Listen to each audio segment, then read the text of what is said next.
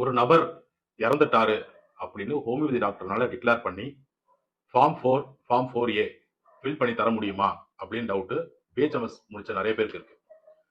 நேற்று என் நண்பர் பரணிதரன் கால் பண்ணியிருந்தாரு.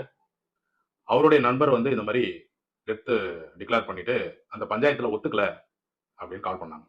அப்போ அவர் வெளியூர்ல இருக்கனால ஜிஓ கேட்டார்.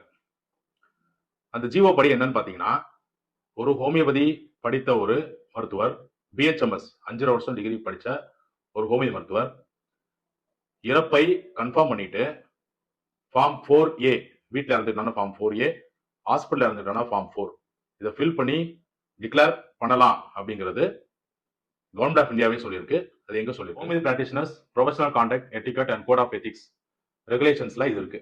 Approved by central government vide ministry of health and family welfare letter number V.27021/7/SJ homeo dated 12th August 1981. அதாவது 1981லயே வந்து இதை பப்ளிஷ் பண்ணிருக்காங்க.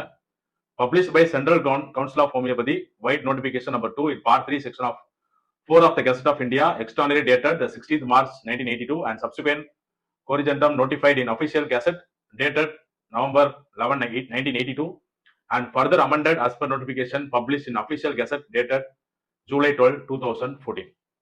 So, இந்த ஜிஓ பிரகாரம் ஒரு ஹோமியோபதி படிச்ச ஒரு பிஹெச்எம்எஸ் ஹோல்டர் டெத்தை டிக்ளேர் பண்றதுக்கும் ஃபார்ம் 4A ஃபில் பண்ணி ஸ்டாம்ப் பண்ணி சீல் பண்றதுக்கும் ரைட்ஸ் இருக்கு. ஸோ நம்ம ரைட்ஸ் என்னங்கிறது நமக்கு எல்லாருக்கும் தெரியணும்.